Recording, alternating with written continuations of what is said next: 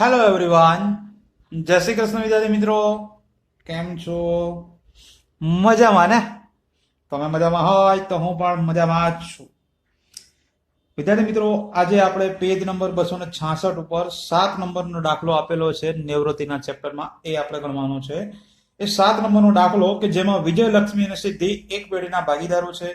5:3:2 ના પ્રમાણમાં નફો નુકસાન વેચે છે અને 1/4/16 ના રોજ સિદ્ધિ નિવૃત્ત થાય છે, સિદ્ધિ જાય છે અને નીચે મુજબની શરતો આપેલી છે. વિજય અને લક્ષ્મીનું નવું પ્રમાણ આપેલું છે 2:3. પેઢીની પાઘડીનું મૂલ્યાંકન 60,000, રોકાણોની બજાર કિંમત 40,000, જે કિંમતે રોકાણો સિદ્ધિ લઈ જશે. 4 નંબરમાં દેવાદારોમાંથી 3,000 રૂપિયા ગાલકાત માડીવાળો અને 5% ગાલકાત અનામત રાખવાની છે. ચોપડે દર્શાવેલ સ્ટોકની કિંમત તેની પડતર કિંમત કરતા 1,000 રૂપિયાથી વધારે આંકવામાં આવેલ છે. કામદાર વર્તનનો દાવો 7,000 નો મંજૂર કર્યો છે અને સિદ્ધિને 12,000 રૂપિયા રોકડા ચૂકવવાના છે. આટલી પહેલા હવાલાઓ આપી દીધા છે વિદ્યાર્થી મિત્રો આ દાખલામાં. અને પછી આ બાજુ સામેના પેજ ઉપર અહીંયા આગળ આપણને આપેલું છે 31/3/16 ના રોજનું પાકું સર્વે આપેલું છે પેઢીનું, અને જેના આધારે આપણે લખ્યું છે જરૂરી ખાતા તૈયાર કરી નિવૃત્તિ બાદનું પાકું સર્વે તૈયાર કરવાનું છે. ઓકે, તો આપણે શરૂઆત કરી દઈએ. પહેલા તો 4 ખાતા બનાવવાના. તો તમે જોઈ શકો છો આ 4 ખાતા આપણા પુનઃ મૂલ્યાંકન ખાતું, મૂડી ખાતું, રોકડ બેંક ખાતું અને 31/3/17 ના રોજ 16 ના રોજ નું આપણને નિવૃત્તિ બાદનું પાકું સરવૈયું. આ 4 ખાતાઓ આપણે રેડી કરવાના છે. એમાં 3 ખાતા કહેવાય ને એક આપણું સરવૈયું કહેવાય ને પત્ર. ચાલો તો શરૂઆત કરીએ દાખલાની 2-3 બાકીઓથી, જે રીતે આપણે દરેક દાખલામાં કરતા હોઈએ છીએ. તો સૌથી પહેલા જ મૂડી ખાતાની બાકી. તો આ બાકી આગળ લાવ્યા, જેમાં આપણને વિજય કે જેની 85,000 રૂપિયા, લક્ષ્મી કે જેની 64,000 અને સિદ્ધિ ની 71,000 રૂપિયાની બાકી આપેલી છે. ત્યાર પછી રોકડ બેંકની બાકી લખતા હોઈએ છીએ. તો રોકડ બેંકની બાકી એ આપણને મિલકત લેણા બાજુ આપેલી છે, મતલબ કે ઉધાર બાકી કહેવાય. તો આ ઉધાર બાજુ પણ લખવાનું રોકડ બેંકમાં બાકી આગળ લાવ્યા. કેટલા રૂપિયાની છે બાકી? તો કે 36,000 રૂપિયાની. અને નંબર 3 ની અંદર આપણે પાઘડીની બાકી લખતા હોઈએ છીએ, પરંતુ આ દાખલામાં આપણને જૂની પેઢીની પાઘડી ક્યાંય આપેલી છે નહીં. તો આપણે અહીંયા ઉધાર બાજુ ક્યાં કઈ લખવાની પણ જરૂર છે નહીં. આપેલી હોય તો જ લખવાની. પ્રવેશની જેમ આપણે ફોર્મેટ આ ચેપ્ટરમાં લખવાની જરૂર છે. હા, તો અને ચાલુ ખાતાની પણ બાકી તો છે જ નહીં આમાં. તો પછી હવાલાઓ શરૂઆત કરીએ. પરંતુ હવાલાઓમાંથી શરૂઆત કરીએ એ પહેલા જ તમને ખબર છે આપણે એક લાભનું પ્રમાણ શોધતા હોઈએ છીએ.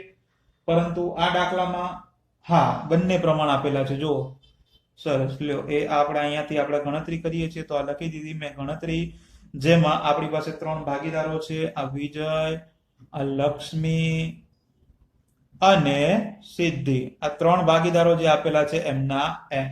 અને આ ત્રણેયનું પહેલા તો આપણને જૂનું પ્રમાણ આપેલું છે. જો જૂનું પ્રમાણ કયું છે? 5:3:2. આ જૂનું છે. અને હવાલામાં પહેલા જ હવાલામાં આપેલું છે જો નવું પ્રમાણ વિજય અને લક્ષ્મીનું. આમાંથી નિવૃત્ત કોણ થાય છે? આ સિદ્ધિ. સિદ્ધિ છે એ નિવૃત્ત થાય છે. અને વિજય અને લક્ષ્મીનું તમને નવું પ્રમાણ આપેલું છે 2:3. તો આપણો તો નિયમ એવું કે છે જૂનું અને નવું ભેગું થાય એટલે લાભ તરત જ શોધવો પડે. તો વાંધો નહીં ને, એમાં કઈ અઘરી વસ્તુ નથી, શોધી દઈએ લાભ. તો લાભ ઇઝ ઇક્વલ ટુ નવો ભાગ માઇનસ જૂનો ભાગ. આ આપણું લાભના પ્રમાણનું સૂત્ર. તો લાભ હંમેશા ધંધો ચાલુ રાખતા ભાગીદારોનો જ મળશે, એટલે કે વિજય અને લક્ષ્મીનો જ લાભ મળે આપણને. આ વિજય અને આ લક્ષ્મી. પહેલા તો નવો ભાગ, તો 2:3 છે. તો વિજય માટે 2 અને ભાગ્યા 2:3 એટલે કે 2 નો સરવાળો 5.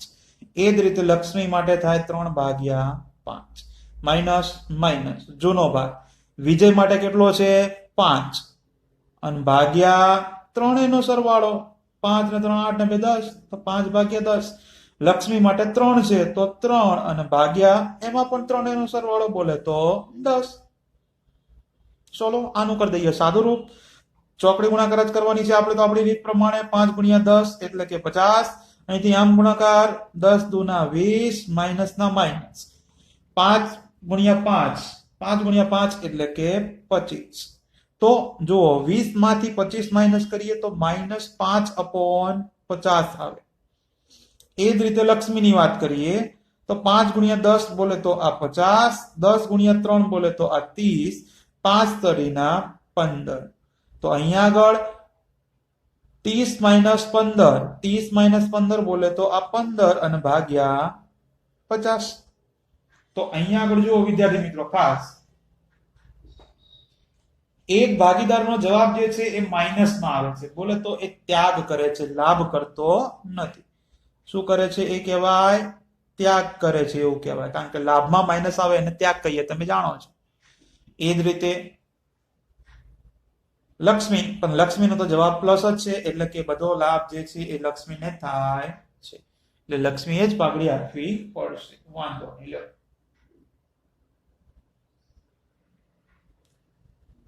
તો હવાલામાંથી આપણે પહેલું કામ પૂરું કરી દીધું છે, તો પછી સ્ટેપ બાય સ્ટેપ દરેક હવાલાઓની શરૂઆત કરી દઈએ. હવાલા નંબર 1 વિજય, સોરી પહેલું તો આપણે પતી ગયું ને, પહેલો હવાલો જે આપણે ગણતરીમાં કરી દીધો. તો પછી ડાયરેક્ટ આપણે બીજો હવાલો જેમાં આપણને પેઢીની પાઘડીનું મૂલ્યાંકન 60,000 કરવામાં આવેલું છે. સરસ વિદ્યાર્થી મિત્રો, પેઢીની પાઘડી આપેલી છે, પરંતુ તમે જાણો છો એમ કે આપણે તો નિવૃત્ત થતા ભાગીદારની પાઘડી જોઈએ ને. તો નિવૃત્ત કોણ થાય છે? સિદ્ધિ. તો આપણે સિદ્ધિની પાઘડી જે છે એ શોધવી પડે. તો અહીંયા આગળ હવે શોધી દઉં છું વિદ્યાર્થી મિત્રો, જોઈ લેજો. આ સિદ્ધિની પાઘડી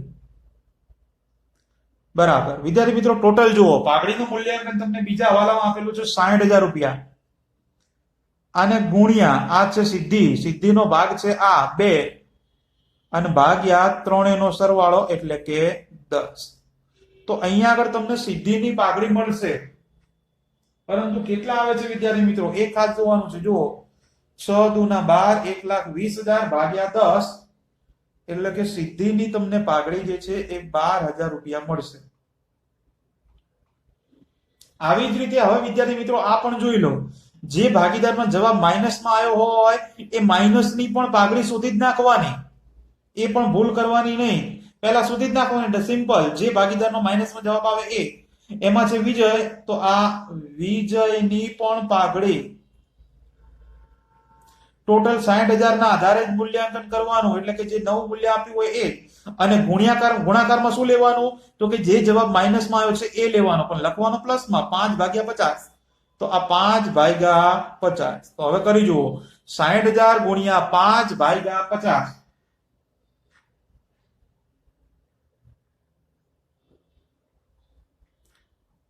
હા, તો કેટલા રૂપિયા મળી?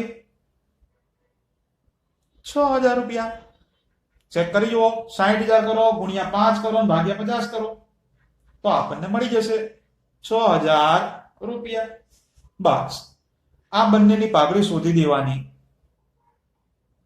આપણે નિવૃત્ત થતા ભાગીદારની તો પાઘડી શોધવાની જ છે, પરંતુ આ દાખલામાં આપણે વિજયની પણ પાઘડી શોધી. કેમ વિજયની પાઘડી શોધી? કારણ કે એનો ત્યાગ થાય છે, એને પાઘડી મળવા પાત્ર છે, એને આપવાની જરૂર નથી. એટલે જેનો પણ જવાબ માઇનસમાં આવે એટલે એની પણ પાઘડી શોધી જ દેવાની. હવે આમનોંધ વિદ્યાર્થી મિત્રો, આમનોંધ બહુ સહેલી છે, તમે જાણો છો નિયમ.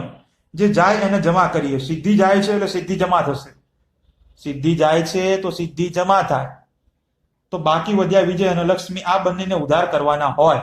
પણ આ બંનેને ઉધાર કરવાની જગ્યાએ અહીંયા જુઓ, વિજયનો જવાબ કેવો આવ્યો છે? માઇનસ. તો વિજય પણ ઉધાર કરવાની જગ્યાએ આપણે જમા કરવો પડશે. તો ઉધાર ખાલી કોણ થશે? તો કે લક્ષ્મી એક જ થશે ઉધાર. તો અહીંયા લખી દેવાનું, આમનો આવડે છે, લક્ષ્મીના મૂડી ખાતે ઉધાર. તે પહેલા તો જે જાય છે, જેમાં સિદ્ધિ જાય છે, તો તે આ સિદ્ધિના મૂડી ખાતે જમા. અને તે આ બીજું વિજય, તો આ વિજયના પણ મૂડી ખાતે જમા. આ રીતે બંનેની જમા કરી દેવાના. હવે સિદ્ધિના મૂડી ખાતે જમા કેટલા? તો સિદ્ધિની પાઘડી આપણે શોધી છે, આ 12,000 રૂપિયા. વિજયના મૂડી ખાતે જમા કેટલા? તો એની પણ પાઘડી શોધી છે, આ 6,000 રૂપિયા. અને હવે આ 12 + 6 એટલે ટોટલ 18,000 રૂપિયા. તો એ આવે ઉધાર, તો લખી દેવાના ઉધાર બાજુ. તો અહીંયા આગળ આપણી સરસ મજાની આમનો થઈ ગઈ. લક્ષ્મીના મૂડી ખાતે ઉધાર 18,000, તે સિદ્ધિના મૂડી ખાતે 12,000 અને વિજયના મૂડી ખાતે જમા 6,000. બસ, તો પછી આમનો થઈ ગઈ હોય તો ખતવણી તો બહુ સહેલી છે ને, એમાં તો કશું કરવાનું જ નથી. જો લક્ષ્મીના મૂડી ખાતાની ઉધાર બાજુ એટલે કે આ ભાગીદારોના મૂડી ખાતામાં ઉધાર બાજુ નામ આવે ક્રોસ એન્ટ્રી એટલે કે સામેના સિદ્ધિ અને વિજય, તો લખી દઈએ ને. આ સિદ્ધિના મૂડી ખાતે અને બીજું વિજયના મૂડી ખાતે. સિદ્ધિ અને વિજયનું નામ અહીંયા આવ્યું તો બંનેમાં થાય ડેશ, વિજય સિદ્ધિ, વિજય સિદ્ધિ. રૂપિયા આવે લક્ષ્મીના જ ખાનામાં. સિદ્ધિ તરફથી આવશે 12,000 રૂપિયા અને વિજય તરફથી આવશે 6,000 રૂપિયા. હવે એ જ રીતે આ બંનેના મૂડી ખાતા જમા છે, તો આ મૂડી ખાતાની જમા બાજુ પણ નામ કોનું આવશે? ખાલી લક્ષ્મી. તો એ આ લક્ષ્મીના મૂડી ખાતે જમા, અને જેનું નામ આવે એના ખાતામાં આવે ડેશ. હવે જુઓ ખાસ વિદ્યાર્થી મિત્રો, આડાવડી રકમ ના થઈ જાય. પહેલો વિજય છે તો વિજયના કેટલી છે? 6,000 રૂપિયા છે, તો અહીંયા આગળ 6,000 રૂપિયા જ આવવા જોઈએ. પછી આ સિદ્ધિ, સિદ્ધિના કેટલા છે? 12,000, તો સિદ્ધિના ખાનામાં 12,000 જ રૂપિયા આવવા જોઈએ. આડાવડી થઈને રકમ આડાવડી ના થઈ જાય, ખાસ ધ્યાન રાખજો, ન કે દાખલો પછી ખોટો પડે ને, એના માટે. ઓકે, ખાસ નામ જોઈને આપણે રૂપિયા મૂકવાના એટલે ભૂલ પડે નહીં. લો, તો આવી રીતે આપણો આ સરસ મજાનો બીજો હવાલો પણ સોલ્વ થઈ ગયો. એટલે સારો છે કે અહીંયા માઇનસમાં પોઈન્ટ આવ્યો એટલે માઇનસ વાળી પણ અહીંયા આગળ દાખલામાં અસર આવી ગઈ. હવે આગળ વધીએ આપણે 3 નંબરના હવાલા પર. તો 3 નંબરમાં આપણને એવું કીધું છે કે રોકાણોની બજાર કિંમત જે છે એ 40,000 રૂપિયા છે, પરંતુ જે કિંમતથી રોકાણો સિદ્ધિ લઈ જશે. સરસ વિદ્યાર્થી મિત્રો, રોકાણોની જે કિંમત છે એ કિંમતે રોકાણો સિદ્ધિ લઈ જાય છે, વાંધો નહીં. તમે જાણો છો લાસ્ટ લેક્ચરમાં પણ વાત થઈ ગઈ છે, કોઈ પણ ભાગીદાર ધંધામાંથી કોઈ પણ વસ્તુ લઈ જતો હોય, કોઈ પણ મિલકત લઈ જતો હોય તો એની એન્ટ્રી ઉધાર બાજુ આવે. કેમ ઉધાર બાજુ? નિયમ તમે જાણો છો, લાભ લેનારના મૂડી ખાતે ઉધાર. જો રોકાણો કોણ લઈ જાય છે? સિદ્ધિ લઈ જાય છે કે નહીં? તો સિદ્ધિના મૂડી ખાતે ઉધાર અહીંયા આગળ લખી દેવાના. જે મિલકત લઈ જાય એ. રોકાણો લઈ જાય છે તો અહીંયા લખી દેવાનું રોકાણો, અને સિદ્ધિ લઈ જાય છે તો સિદ્ધિના ખાનામાં રૂપિયા આવે, બાકી બેમાં ડેશ. કેટલા રૂપિયામાં લઈ જાય છે? બજાર કિંમત 40,000 રૂપિયા છે એટલે એ જ કિંમતે લઈ જાય છે, તો આ 40,000 રૂપિયા. ચલો, એક એન્ટ્રી થઈ ગઈ. હવે ચેક કરો બીજી એન્ટ્રી માટે. હા, એ તમને ખબર છે કે જ્યારે કોઈ પણ ભાગીદાર ધંધામાંથી રૂપિયા કોઈ પણ મિલકત લઈ જતો હોય તો એની અસર પાકા સરોમાં ક્યાંય આપતા નથી, એટલે અહીંયા પણ પાકા સરોમાં કોઈ અસર આવે નહીં.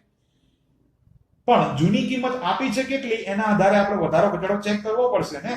તો જુઓ, રોકાણો કેટલા રૂપિયાના આપેલા છે? તો રોકાણોની જૂની કિંમત આપણને 60,000 રૂપિયાની હતી એવું આપેલું છે બુકમાં, પાકા સરૈયામાં. અને ભાગીદાર કેટલામાં લઈ જાય છે? 40,000 રૂપિયામાં. જો એક વસ્તુ વિચારો કે જે વસ્તુની કિંમત 60,000 રૂપિયા હોય એના બદલામાં ધંધાને એને 40,000 રૂપિયા જ મળે છે. સિદ્ધિ કેટલા આપશે? 40,000 રૂપિયા જ આપશે, કારણ કે 40,000 માં લઈ ગઈ ને સિદ્ધિ. રોકાણોની કિંમત 60,000 છે, પરંતુ એના 40,000 રૂપિયા જ મળે છે. મતલબ કે 20,000 રૂપિયાનું નુકસાન જાય છે. 60,000 ની કિંમત છે ને એને મળે છે કેટલા? ધંધાને 40,000 રૂપિયા જ મળે છે સિદ્ધિ તરફથી. મતલબ 20,000 રૂપિયાનો લોસ ગયો. તો તમે જાણો છો, રોકાણો હોય કે કારીગર અકસ્માત હોય, બંને માટે આપણે ગલ્લા બનાવીએ છીએ. તો ચેક કરો, આપણું જે 20,000 રૂપિયાનું નુકસાન ગયું તો એ ભરપાઈ કરવા માટે ગલ્લો છે કે નહીં? જો ગલ્લો હોય તો ગલ્લામાં કેટલા રૂપિયા પડ્યા છે? તો હા, રોકાણ વગર ભંડોળનો ગલ્લો આપેલો છે જુઓ, અને ગલ્લાની અંદર 15,000 રૂપિયા પડ્યા છે. હવે નિયમ તમને ખબર છે, જો ગલ્લામાં રૂપિયા પડ્યા હોય તો આપણે ભાગીદાર વચ્ચે વેચવાના હોય. પણ ક્યારે પડ્યા હોય? નુકસાન ભરપાઈ થઈ જાય પછી પણ જો ગલ્લામાં રૂપિયા પડ્યા હોય તો. નુકસાન થયું છે 20,000 રૂપિયાનું, ગલ્લામાંથી કેટલા પડ્યા છે? 15,000 જ નીકળ્યા છે. જો 15,000 જ છે ગલ્લામાં, તો 15 ચૂકવી દો તો આપણો ગલ્લો શું થઈ ગયો? ખાલી. ગલ્લો ખાલી થઈ જાય એટલે ભાગીદાર વચ્ચે વેચવાનો તો કોઈ પ્રશ્ન રહેતો જ નથી. હજી પણ તમારે નુકસાન ભરપાઈ કરવાનું બાકી છે. જુઓ, 20,000 નું નુકસાન થયું હતું, ગલ્લામાંથી 15,000 નીકળ્યા, 15,000 ચૂકવી દીધા, તો હજી પણ 5,000 રૂપિયાનું નુકસાન ભરપાઈ કરવાનું બાકી છે. અને તમે જાણો છો, નુકસાન ભરપાઈ કરવાનું બાકી હોય તો ખર્ચ નુકસાન આપણે પુનઃ મૂલ્યાંકન ખાતામાં ઉધાર બાજુ લખીએ છીએ. તો બસ, તો એની જેમ જ આપણે પુનઃ મૂલ્યાંકન ખાતામાં ઉધાર બાજુ લખી દેવાનું. શું લખવાનું? તો સિમ્પલ. શેનું નુકસાન છે? રોકાણોનું. તો એ આ રોકાણો ખાતે. બોલો, કેટલા રૂપિયાનું નુકસાન હજુ છે બાકી ભરપાઈ કરવાનું? તો કે 5,000 રૂપિયા. તો લખી દીધા 5,000. બે એન્ટ્રી થઈ ગઈ, એક અને બીજી. આગળ વધીએ. જો નુકસાન ભરપાઈ થઈ જાય છતાં પણ ગલ્લામાં રૂપિયા પડ્યા હોય તો ભાગીદાર વચ્ચે વેચવાના આવે. માની લો કે આ જ વસ્તુ ગલ્લાની અંદર જો 30,000 રૂપિયા પડ્યા હોત તો આપણે શું કરત? નુકસાન થયું હતું 20,000 નું, તો ગલ્લામાંથી 30,000 રૂપિયા નીકળ્યા હોત તો 30,000 માંથી 20,000 આપણે ચૂકવી દોત તો હજી પણ ગલ્લામાં બીજા 10,000 પડ્યા હોત. તો એ જો 10,000 રૂપિયા આવી રીતે પડ્યા હોય તો આપણે ભાગીદાર વચ્ચે વેચવાના આવે. પણ અહીંયા તો એવું થતું નહોતું, તો આપણે ક્રોસ એન્ટ્રી લખી દીધી પુનઃ મૂલ્યાંકનમાં ઉધાર બાજુ. આગળ વધીએ. હવાલા નંબર 4. દેવાદારોમાંથી 3,000 ગાલખાત માંડી વાળવાની છે અને 5% એટલે કે ગાલખાત અનામત રાખવાની છે. વાંધો નહીં, ચલો. તો દેવાના દારો આપણને કેટલા રૂપિયાના આપેલા છે જોવો જોઈએ. અંદરની સાઈડ રકમ જે આપી હોય લખવાની. 23,000 રૂપિયાના દેવાદારો આપેલા છે. તો આપણે એ આ લખી દીધા પહેલા. તો આ દેવાદારો કેટલા રૂપિયાના આપેલા છે? તો કે 23,000 રૂપિયાના. પહેલા જૂની કિંમત. હવે અહીંયા આગળ બે વસ્તુ માંડી વાળવાની છે. પહેલા તો ગાલખાત છે, તો આ ગાલખાત. હવે ગાલખાત કેટલા રૂપિયાની કીધી છે માંડી વાળવાની? 3,000 રૂપિયા. તો આ 3,000 રૂપિયા માઇનસ કરીએ ગાલખાતમાં, તો અંદર લખવાના 20,000 રૂપિયા, કારણ કે હજી ગાલખાત અનામત માઇનસ કરવાની છે. તો આ ગાલખાત અનામત, જેને આપણે આ ચેપ્ટરમાં કહીએ છીએ નવી. હવે એ કેટલા ટકા કીધી છે તમને? 5%. તો 20,000 ના 5% બોલે તો 1,000 રૂપિયા, અને 1,000 રૂપિયા માઇનસ કરો આ 20,000 માંથી તો તમને 12 ની સાઈડ ચોખ્ખી રકમ મળશે 19,000 રૂપિયા. આ રીતે લખી દેવાનું. અને હવે બંનેની ક્રોસ એન્ટ્રી આપીએ. જમણી બાજુ માઇનસ થાય છે તો એની ક્રોસ એન્ટ્રી ઉધાર ડાબી બાજુ આવે. અને આમ પણ આપણે જાણીએ છીએ ઘસારો, ગાલખાત, ગાલખાત અનામત બધું આપણે અહીંયા ઉધાર બાજુ જ લખીએ છીએ. તો સૌથી પહેલા તો એ આ ગાલખાત કેટલા રૂપિયાની છે? ગાલખાત તો કે 3,000 રૂપિયાની. તો એ આ 3,000 રૂપિયા. પછી આ ગાલખાત અનામત. અને વિદ્યાર્થી મિત્રો, ગાલખાત અનામતમાં તમે જાણો છો આપણે કરીએ છીએ નવી માઇનસ જૂની. ચલો, આ રહી જુઓ નવી. કેટલા રૂપિયા છે? 1,000 રૂપિયા માઇનસ જૂની કેટલા રૂપિયાની આપેલી છે જુઓ જે અંદર. હા, જુઓ પાકા સરાયમાં માઇનસ કરેલા છે દેવાદારોમાંથી. ગાલખાત અનામત 4,000 રૂપિયાની માઇનસ કરેલી છે. તો એ આ 4,000 રૂપિયા એ જૂની કહેવાય. અંદર પાકા સરાયમાં આપેલી હોય એ. જો હવે શું થાય? જો ગાલખાત અનામત નવી માઇનસ જૂની. નવી છે 1,000, જૂની છે 4,000. 1,000 માંથી 4,000 માઇનસ કરીએ તો -3,000 રૂપિયા આવે. શું આવે? -3,000. અને વિદ્યાર્થી મિત્રો, જ્યારે માઇનસ જવાબ આવતું હોય તો પછી એ અહીંયા આગળ લખાય નહીં. અહીંયા આગળ શું કરી દેવાય? ડેશ કરી દેવાય. અને જે માઇનસમાં જવાબ આવે છે એ જ રકમ આપણે ક્રોસ એન્ટ્રી આપવી પડે, એટલે કે જમા બાજુ. તો અહીંયા આગળ લખવું પડે આ ગાલખાત અનામત કેટલા રૂપિયા માઇનસમાં આવતા હતા? તો કે 3,000 રૂપિયા જે માઇનસમાં આવતા હતા ને એ અહીંયા આગળ પ્લસ કરીને લખી દેવાના, કારણ કે ક્રોસ એન્ટ્રી આપીને એના માટે. અને જો તમને ખબર પડી જતી હોય પહેલેથી જ કે આપણે નવી માઇનસ જૂની કરીશું, જવાબ માઇનસમાં આવે તો તમે ડાયરેક્ટ જ અહીંયા અસર આપી શકો છો. આ અસર ન આપો ને અહીંયા આગળ તો એ પણ ચાલે. 100% સાચું જ છે, ખોટું છે નહીં. તમને ખબર છે કે આ 1000 માંથી નવી માઇનસ જૂની કરીશું તો માઇનસમાં જવાબ આવે છે, આવું બધાને ખબર પડી જાય, સિમ્પલ. 1000 માંથી 4000 માઇનસ કરવાના છે. તો આપણે અહીંયા નથી લખ્યું તો ચાલે, ડાયરેક્ટ જ અસર અહીંયા આપી દો, ગાલ ખાતાના 3000 રૂપિયા લખી દો જે માઇનસમાં આવતા થાય, સિમ્પલ, પતી ગયું. આવું મેં કહ્યું તું ને, બે દાખલાથી બોલતો બોલતો આવ્યો તો ક્યારેક માઇનસમાં આવશે આવ્યું ને. ઓકે, તો હજી પણ આવશે આગળ, ધ્યાન રાખવાનું, કશું કરવાનું નહીં, ખાલી માઇનસમાં આવે એટલે ક્રોસ એન્ટ્રી આપી દેવાની. હવે એ જ રીતે કદાચ કોઈનું અહીંયા આગળ જમા બાજુ માઇનસમાં આવ્યું હોય તો એને ઉધાર બાજુ લઈ જાઓ, બાજુમાં ડેશ કરી દો, બસ આટલું જ કરવાનું છે. આગળ વધીએ. હવાલા નંબર 5. ચોપડે દર્શાવેલ સ્ટોકની કિંમત તેની પડતર કિંમત કરતા 1000 થી વધારે આંકવામાં આવેલ છે. સરસ. પહેલા તો સ્ટોક કે જેની જૂની કિંમત તમને આપી છે, જુઓ કેટલી છે, એ આ સ્ટોક. જૂની કિંમત આપણને 35000 રૂપિયાની આપેલી છે. હવાલો ખાસ સમજો, જૂની કિંમત 35000 રૂપિયા છે. હવે આ જે 35000 રૂપિયા છે ને, આ 35000 માં તમને એવું નથી કીધું કે 1000 રૂપિયાનો વધારો કરો. જો ખાસ હવાલો વાંચો, એવું આપણને ક્યારે કીધું નથી આ હવાલામાં કે તમારે 1000 રૂપિયાનો વધારો કરવાનો છે, એવું કીધું નથી. બટ કિંતુ પરંતુ શું કીધું છે, વાંચો.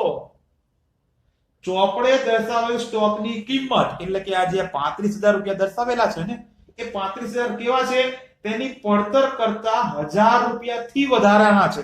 એટલે આની અંદર 1000 રૂપિયા વધારાના છે, તો મતલબ આપણે 1000 રૂપિયા માઇનસ કરવા પડે, ઘટાડવા પડે. તો આ 1000 રૂપિયાનો ઘટાડો કરીએ તો સ્ટોકની કિંમત આપણને 35 માંથી 1 જાય તો 34000 રૂપિયા નક્કી કહેવાય, નવી કિંમત. તો આવી રીતે લખવાનું. એટલે હવાલો છે ને વિદ્યાર્થી મિત્રો, એ ખાસ સમજી લેવાનો. ડાયરેક્ટ એવું નહીં કે 1000 રૂપિયાનો વધારો છે તો પ્લસ કરી દઈએ 1000 રૂપિયા. હવાલાને ખાસ વ્યવસ્થિત શાંતિથી વાંચવાનો અને સમજવાનો, પછી એની ક્રોસ એન્ટ્રી આપવાની કે સ્ટોક છે, સ્ટોકની કિંમત ઘટી, સ્ટોક ઘટે એટલે નુકસાન થયું કહેવાય, અને ખર્ચ નુકસાન ઉધાર બાજુ આવે. તો એ આ સ્ટોક ખાતે કેટલા રૂપિયાનો ઘટાડો થયો, તો કે 1000 રૂપિયાનો. તો આ 1000 રૂપિયા હે ને, આ જમણી બાજુ છે, જમણી બાજુ માઇનસ થાય એટલે ક્રોસ એન્ટ્રી ડાબી બાજુ જ આવે. ચાલો, ત્યાર પછી આગળ વધીએ. 6 નંબરનો હવાલો, તો કામદાર વર્તનનો દાવો 7000 રૂપિયા મંજૂર કર્યો છે. દાવો એટલે એક પ્રકારનું દેવું, અને વિદ્યાર્થી મિત્રો જેટલું પણ દેવું મંજૂર થાય એટલું મૂડી દેવા બાજુ મૂકી દેવાનું, કારણ કે દેવું તમે જાણો છો મૂડી દેવા બાજુ જાય. તો એ અહીંયા આગળ હું લખી દઉં છું, આ કામદાર વળતરનો દાવો. બોલો કેટલા રૂપિયા મંજૂર થયો છે, 7000 રૂપિયા. તો આ રીતે આપણે જેટલી પણ જવાબદારી કે જેટલો પણ દાવો મંજૂર થાય એનું બધું દેવું જ કહેવાય. દેવું મૂડી દેવા બાજુ લખી દેવાનું જેમ આપેલું હોય એમ. 7000 નો મંજૂર થયો તો 7000 રૂપિયા. હવે ચેક કરી જુઓ, કામદાર વળતર માટે ગલ્લો છે, કારીગર માટે કામદાર કો કારીગર કો બંને એક જ કહેવાય. તો કામદાર વળતર ભંડોળ આપેલું છે. ઓકે, એટલે ગલ્લો છે. હવે ગલ્લામાં કેટલા રૂપિયા પડ્યા છે, તો કે કામદાર વળતર ભંડોળના ગલ્લામાં 17000 રૂપિયા પડ્યા છે. 17000 રૂપિયા છે, પરંતુ આપણું દેવું કેટલાનું છે, 7000 નું જ છે દાવો. તો 17000 માંથી 7000 રૂપિયા ગલ્લામાંથી ચૂકવી દઈએ તો હજી પણ 10000 રૂપિયા પડ્યા હોય એવું કહેવાય. ફરી વખત ધ્યાન આપો, કામદાર વળતરનો દાવો આપણે ચૂકવવાનો છે 7000 રૂપિયા, ગલ્લામાં પડ્યા છે 17000 રૂપિયા. તો એ 17000 રૂપિયામાંથી આપણે 7000 રૂપિયા ચૂકવી દઈશું તો હજી પણ ગલ્લામાં 10000 રૂપિયા પડ્યા છે એવું કહેવાય. અને જો ગલ્લામાં રૂપિયા પડ્યા હોય તો ભાગીદારો વચ્ચે અહીંયા જમા બાજુ વેચવા પડે, એ તો આપણે જાણીએ છીએ, તો વેચી દઈએ. આ કામદાર વળતર ભંડોળ, એ જે 10000 રૂપિયા પડ્યા છે નુકસાન ભરપાઈ દાવો ચૂકવાઈ ગયા પછી પણ એને આપણે જૂના પ્રમાણમાં 5-3-2 માં વેચવા પડે. એટલે કે 5000, 3000 અને 2000. આ તો ડાયરેક્ટ ખબર પડે, કારણ કે 10000 ને 10 જ થાય છે, જુઓ ત્રણેયનું ટોટલ. એટલે ફટ પાછળ મિનિટ લગાવવાના આવે. ઓકે, તો 2 એન્ટ્રી થઈ ગઈ, 1 અને 2. આગળ વધીએ. સિદ્ધિને 12000 રૂપિયા રોકડા ચૂકવવા.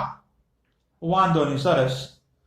આપણને ખબર છે કે જ્યારે ભાગીદાર નિવૃત્ત થતો હોય એને રૂપિયા રોકડા ચૂકવવાના હોય તો સિદ્ધિને 12,000 રૂપિયા આપીએ એટલે સિદ્ધિ 12,000 રૂપિયા લેનાર થાય.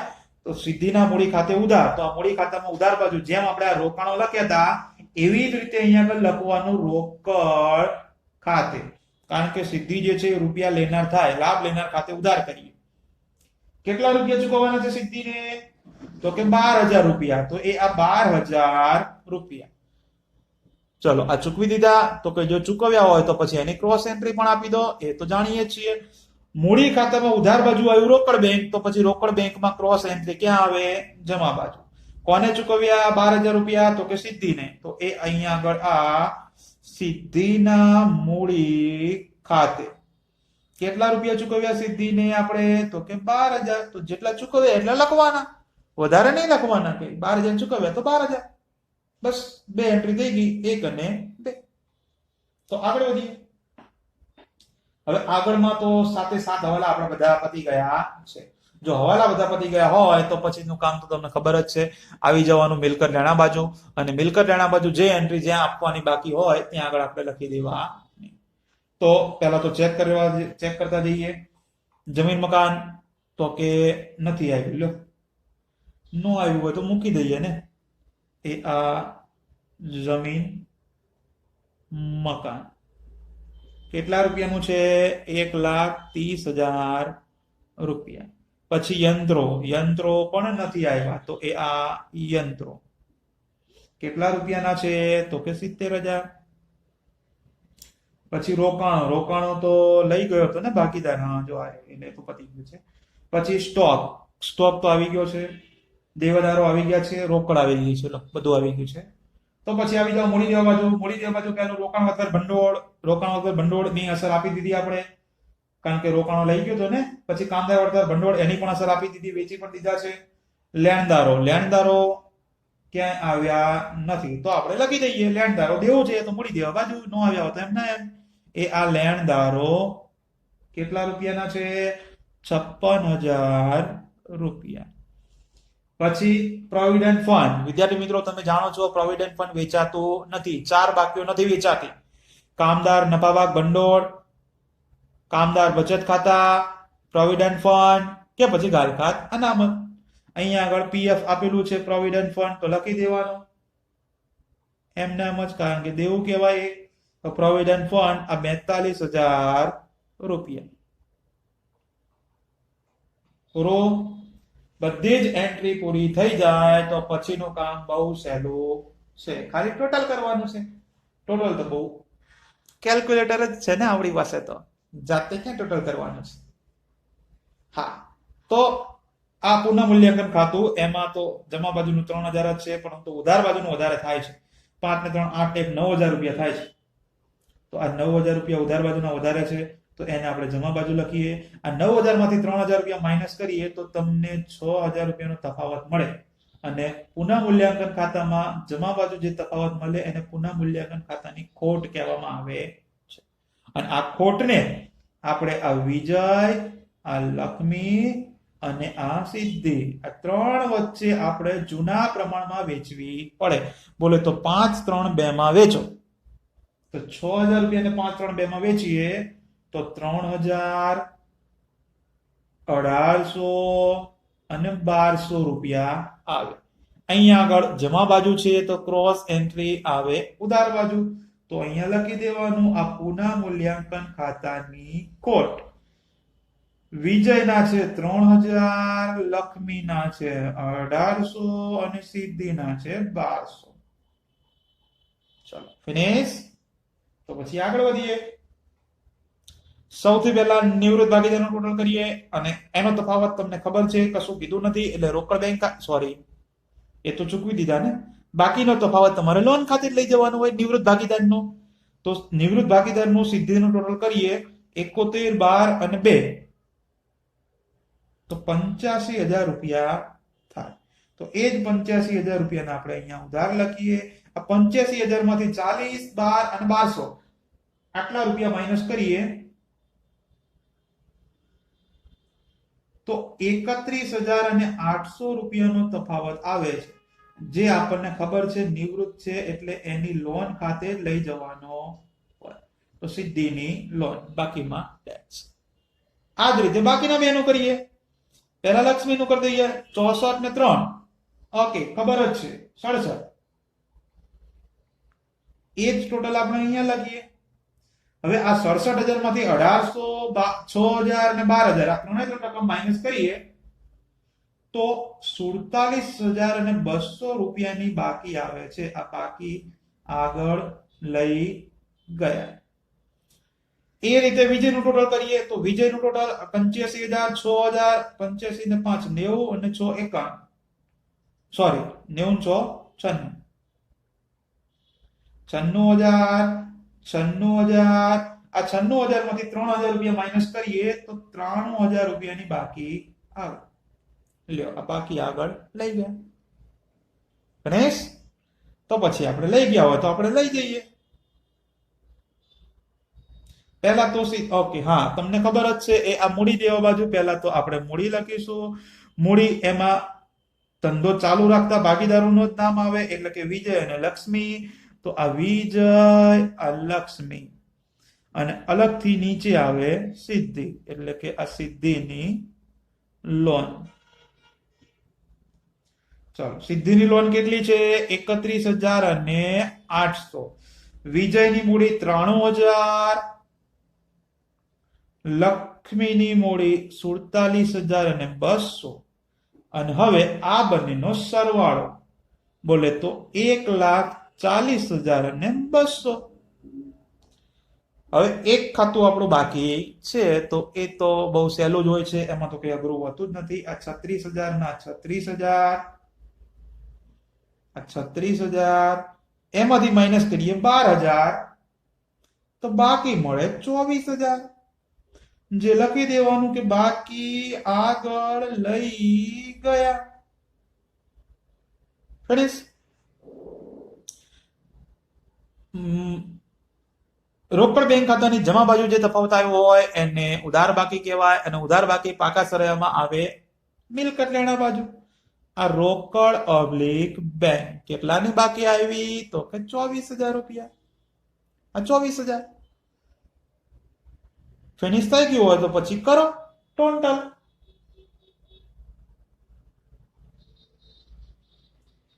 તો ટોટલ 2,77,000. 77,000 જ આવશે કારણ કે 8 ને 2,000 થઈ જવાના છે. તો આ બાજુનું પણ 2,77,000 રૂપિયા આવે છે. આવે છે નહીં, આવવું જ જોઈએ. ચેક કરી જુઓ ને, 100% આવી જ જતું હશે. આવી ગયું ને? ઓકે, સરસ. લે, તો આપણો આ સરસ મજાનો 7 નંબરનો દાખલો પણ આપણે પૂરો કર્યો શાંતિથી, ઉતાવળ કર્યા વગર. અને એમાં આપણને એક મહત્વનો પોઈન્ટ અહીંયા આગળ આ નિવૃત્ત ભાગીદારની પાઘડી વેચવા માટે મળ્યો કે જેમાં આપણને જે લાભનું પ્રમાણ શોધતા હતા એ લાભના પ્રમાણમાં જવાબ માઇનસ આવ્યો હતો. એટલે આ પ્રમાણ, એટલે આ વસ્તુ એક યાદ રાખવા જેવી નીકળી. અને માઇનસમાં આવે એટલે નિવૃત્તની તો પાઘડી શોધવાની જ હોય, એની સાથે સાથે જેનો જવાબ માઇનસમાં આવ્યો હોય એની પણ પાઘડી શોધવાની. આ આપણે એક સમજવા જેવો પોઈન્ટ અહીંયા હતો. બાકી તો જેમ આવે છે એ જ રીતે અહીંયા આગળ મળ્યું છે. અને હા, બીજો એક વધારાનો પોઈન્ટ અહીંયા આગળ મળ્યો આપણે ગાલખાત અનામતમાં, હે ને? જે ગાલખાત અનામત નવી માઇનસ જૂની કરી એટલે જવાબ માઇનસમાં આવ્યો હતો. માઇનસમાં આવે એટલે અહીંયા ડેશ કરી અને એને લઈ જવાનું પ્લસ. તો આ બે બાબત સૌથી અગત્યની આ દાખલામાંથી આપણને શીખવા મળી. અને હજી પણ આવું આગળ ને આગળ કંઈક ને કંઈક નાનું થોડું વધઘટ શીખવા મળશે જ આપણને. ઓકે, તો આ કે શીખતા રહીશું જેમ આવે એમ. એકાદ બે પોઈન્ટ વધારાના આવે, બાકી તો બધું પ્રવેશ જેવું જ છે. ઓકે, દાખલો બે વાર લખવાનો છે. ડિસ્ક્રિપ્શનમાં લિંક આપેલી છે PDF ની, ડાઉનલોડ કરી બે વખત. યાદ ન રહેતું હોય તો 5 વખત પણ લખી શકો છો. ઓકે, યાદ રહી જશે ગેરંટી સાથે.